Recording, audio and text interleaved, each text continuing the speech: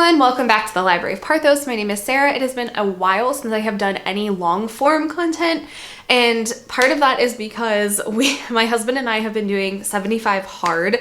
If you're not familiar, it is I don't even know whether to call it like a workout program or like a lifestyle program where we are committing to 75 days of a specific diet that we have chosen, 10 pages of nonfiction, a gallon of water, a progress picture, and 2 45-minute workouts every day, one of which has to be outside. And if you know anything about the northeastern United States during this time of year, weather is unpredictable. And so there have been a lot of unpleasant walks and activities that we have done outside in rain, puddles, cold, snow, all of those things. But all that to say, I just don't really have time. I feel like I spend my entire day planning when I get to work out.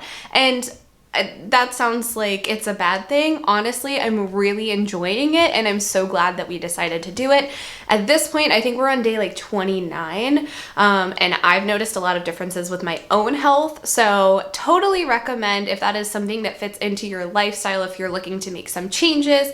Definitely worth trying. Just know that your free time will pretty much disappear. So I finally found some time today to sit down and talk about a book. So let's do just that. So today we are talking about the book Quicksilver by Callie Hart. As you can see, I read it through my Kindle app. It is available for purchase as well. This was a book that I kept hearing about.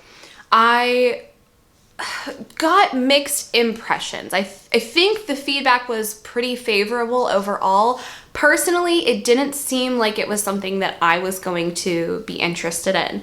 An issue that I know I've been having recently with a lot of fantasy books, let's say more romantasy in particular, is a lot of the ones that are like really popular on Booktok are either very similar to other books, and I know that that's always the case within a specific genre, but like they're not well written. And so I've for a while did a lot of reading on Kindle Unlimited with books that were popular on Booktok. However, I just got to a point where I was so tired of the long drawn out writing, I couldn't do it anymore. So I did see that this one was available. I heard a lot of great things about it. I was kind of putting it off and finally decided, you know what, I'm gonna give it a try. And I liked it, but I hate that I liked it. I will get into all of why I felt the way that I did, but we will start the way we normally do with just a quick spoiler-free summary. We'll get into some spoilers for the story and then wrap it up with my thoughts. And I do have some criticisms of this book, so stick around to see what those specific criticisms are. Okay, keeping it spoiler-free for anyone who just needs a quick summary, this is the story of Sarah's Fane. She's a human. She gets transported to the Fae realm where she meets Kingfisher and his band of misfits and discovers that she has a unique ability to be able to control Quicksilver metal, which leads to a lot of problems and also could potentially help save some people who are in trouble. So that's about all I want to say, keeping it spoiler free. I know the second book is coming out soon, so if you are interested in it, I'd recommend picking up Quicksilver now so you can be prepared for the second book when it is released. But that's it for spoiler free, so let's dig deep and let's spoil some things from this book. Okay, so at the beginning, we are introduced to Sarah's Fane. For some reason, I just don't like her name. I think that's issue number one I had with the book. She lives in the land of Zilverin. It's her area that she lives in is very barren, desert land. There are water rations, so people work for a small amount of water every day and just kind of really struggle to stay alive, essentially.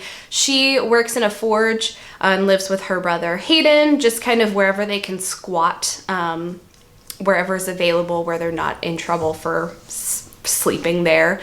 She is also a thief, so she steals a golden gauntlet from one of the guards of Madra, who is the High Queen of Zilverin, and thinks she can get away, but of course she can't. So she gets caught.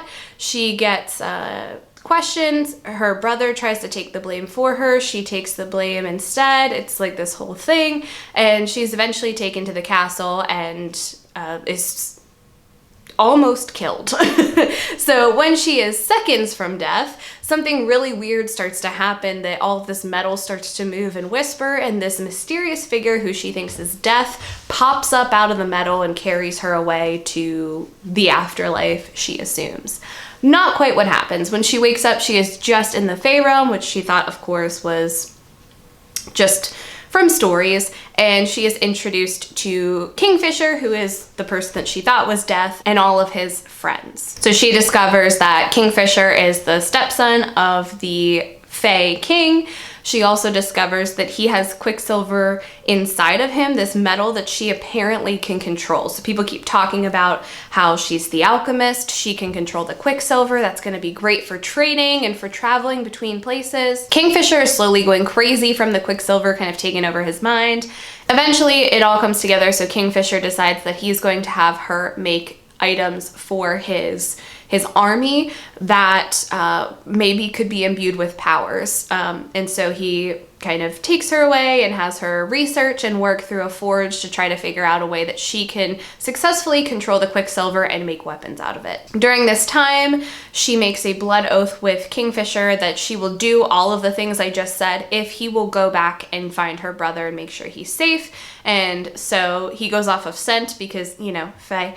And when he comes back, he brings the wrong person. He actually brings Callie and Swift, who is a smuggler of sorts and a person that Saris had slept with in the past, so he carried her scent, and now there's just this random person with her in the Fae realm who is not her brother, just some random smuggler. So throughout the entire book, Saris is working to figure out how to manipulate the Quicksilver, what metals it can bond with, how to make weapons, all of the things that she needs to do to fulfill this blood oath that she made to Kingfisher. In the meantime, she's discovering that the portals that allow people to travel from place to place, from realm to realm, are made of Quicksilver, and so there was a time where they were all still, but now that she's back, it's possible they may be able to use those Quicksilver portals again. She also discovers that there is an army of evil blood-sucking vampires from some history with the Fae where they used to be vampires and that blood curse was kind of cured, but some chose not to be cured, and now they're the vampires, and they can make other vampires who are mindless zombies of sorts. And those are the creatures that Kingfisher and his army are continuing to fight. So moving forward throughout the story, of course Kingfisher and Saris are mates. Duh. I mean, it's fantasy. Of course they are. And they were roommates. And there's all this tattooing that goes on with the mating bond. Not that they choose to get tattooed, these tattoos just appear on their skin. At the end of the book, we find out that the three rulers, the ruler of the Fae, the humans, and the vampires, are all working together, and they've all just kind of created this long-lasting war so that they can continue, you know, just being greedy and evil and all of the things. And Kingfisher was trapped in a maze, a labyrinth created by the Vampire King for like 100 years or so. And so eventually he and Saris and a couple of other people are kind of stuck in there again, and she is using the Quicksilver, which she can hear, to find their way through the maze to a portal of Quicksilver that they can use to get out. She's gravely injured in the process, and so Kingfisher has to make a choice. Does he let her die, or does he let her become a vampire? And so that's what he chooses. The end of the book, we find out a couple of big reveals. First of all, because she killed the Vampire King, she is now the Vampire Queen. That's how their like ruling system works. And she is half Fae, half vampire, which is a completely new thing. We also find out that Callie Swift is actually the heir to the Fae throne. He was just disguised as a human for thousands of years and living in the human realm so that he could be safe from anyone who wanted to assassinate him. So now Saris and Kingfisher are in the vampire land trying to figure out what is going to happen next, and that is kind of the end of Quicksilver. So let's get into some of the criticisms that I said I had and my overall thoughts on this book. When I started reading this book, I thought it was going to be another of the Booktok ones that I mentioned earlier.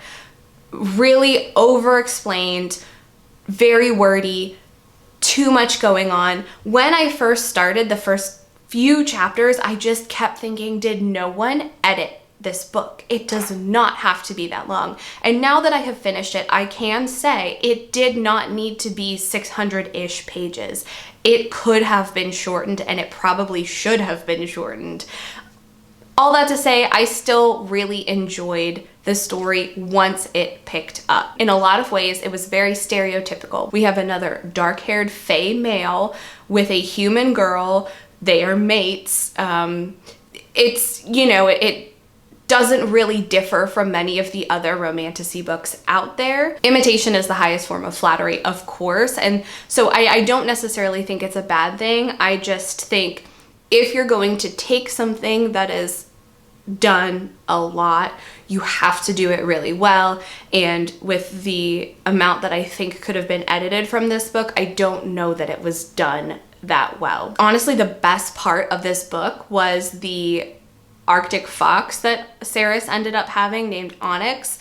Anytime Onyx was on the page, I was fully invested in the story, no matter what was happening. It could have been pages and pages going on about what she was doing in the forge, but if Onyx was there, I was invested in the book. So overall, I would say that my initial impression while reading was, I just need to power through this. If it doesn't get better, I'm going to stop. Throw a few eye rolls in there too for all the stereotypical things that I mentioned before. But when I did finish it, I was glad that I read it. I did enjoy it, and I would recommend it, with the caveat that it does take a while to get going. I think that there's more there than there actually needs to be. I think it could have been quite a bit shorter. And to know also that it's just a stereotypical story. There's really nothing all that different about it. But if you're okay with all of those things, then I definitely recommend. It was a fun read. It was something, once we got through the beginning, I did look forward to picking up. It never felt like a chore, and I never felt like I needed to DNF. But also, I don't think it lived up to the hype that it was getting. So let's call it like a 2.5 out of 5, 3 out of 5 stars. I think if this is your genre, it's probably worth picking up for a fun read, but also just so you can kind of stay in the know of what's popular right now.